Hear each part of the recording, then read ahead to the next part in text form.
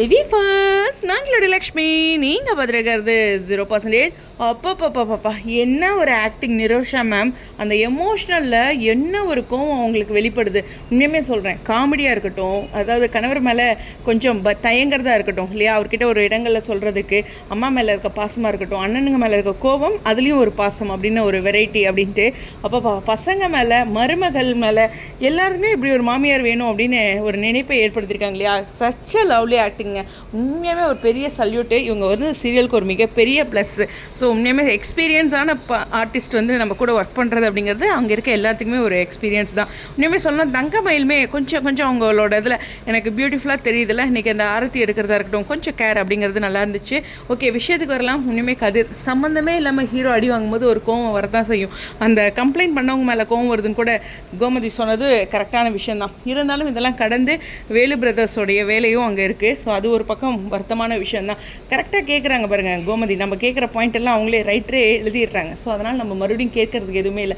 இருந்தாலும் இதெல்லாம் கடந்து ஒரு விஷயம் இருக்குது. சுபா நல்லபடியாக வந்துட்டாங்க, அந்த பொண்ணு ஓகே. அடுத்து பார்த்திங்கன்னா கதிர் ராஜி. இப்போ கதிர் மேலே ராஜிக்கு ஒரு கேர் ஏற்படும். ஸோ இதில் ஒரு அப்பப்போ ஒரு சின்ன ரொமான்ஸு. ஏன் லக்ஷ்மி இங்கே ஒரு ரொமான்ஸை நீங்கள் எதிர்பார்க்குறீங்க? உங்கள் மைண்ட் வைஸை கேட்ச் பண்ணிட்டோம்.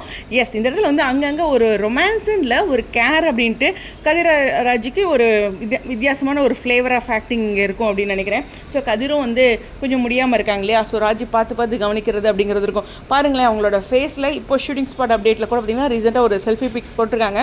அதுலேயும் கூட காயங்கள் இருக்குது. இதில் இன்னொரு சிரமமான விஷயம், அந்த காயங்களுக்கு அங்கங்கே வந்து காயம் ஏற்பட்ட மாதிரி அவங்க மேக்கப் போடணும். அதுவுமே ஒரு டஃப்பான விஷயம் தான். அது அதே மாதிரியே இருக்கணும் அந்த மேக்கப். படிப்படியாக அந்த காயங்கள்லேருந்து அவர் சரியாகிற மாதிரி காட்டணும். இதெல்லாம் வந்து ஒரு ஆர்டிஸ்ட்டுக்கு ஒரு ஒர்க் எக்ஸ்ட்ரா இல்லையா. இருந்தாலும் அதை பர்ஃபெக்ஷனாக பண்ணுவாங்க எல்லாருமே. ஸோ அந்த மாதிரியான ஒரு விஷயம் தான். ஸோ ஓவராலாக பார்க்கும்போது இவங்களுடைய இந்த ட்ராக் அப்படிங்கிறது கொஞ்சம் அதிகமாக எதிர்பார்க்கலாம். அப்கமிங் வீக்கில் கதிர்ராஜியோட ட்ராக் கொஞ்சம் அதிகமாகவும் கேராகவும் இருக்கும். ஸோ அதை கொஞ்சம் எப்பயும் போல் நம்ம கதிர் வந்து கொஞ்சம் அவாய்ட் பண்ணுற மாதிரி இருந்தாலும் ராஜி வந்து அதிகமாக கேர் பண்ணுற மாதிரி போகும் அப்படிங்கிற ஒரு விஷயம் தான். மற்றபடி நம்ம மகிழ் வேறு ஸ்கூலுக்கு ஜாயின் பண்ணணும்ல, அந்த ஒரு விஷயம் இருக்குல்ல. இதெல்லாம் கடந்து என்ன சொல்லணும், பாண்டியன் மாதிரி ஒரு சிலர் என்னென்னா வாழ்க்கையில் என்ன நடந்தாலும் சரி அடுத்து வேலையை பார்ப்பாங்க. நானும் எங்கள் ஊர் வந்து இந்த டெக்ஸ்டைல் ஏரியா, வீட்டில் ஃபங்க்ஷன்லாம் முடிஞ்சிருக்கும், அடுத்த நாளே வந்து தறி வேலைகள்லாம் செய்ய ஆரம்பிப்பாங்க. எனக்குமே ஞாபகம் இருக்குது, எங்கள் அப்பா வந்து ஏதாச்சும் ஒரு முக்கியமான ஃபங்க்ஷன், வீட்டிலையே விசேஷம், அதெல்லாம் முடிஞ்சோடனே அடுத்த நாள் காலையில் 5:30க்கே வந்து நெசவு தொழில் தான் பண்ணார். ஸோ அந்த நெசவு தொழில் செய்ய ஆரம்பிச்சிருவார். எனக்கு ரொம்ப ஆச்சரியமாக இருக்கும், டயர்டே ஆகாதா, ஒரு நாள் லீவ் எடுக்கலாம்ல, கொஞ்சம் லேட்டாக வச்சு ஆரம்பிக்கலாம்ல அப்படின்லாம் இப்போ நான் நினைப்பேன்.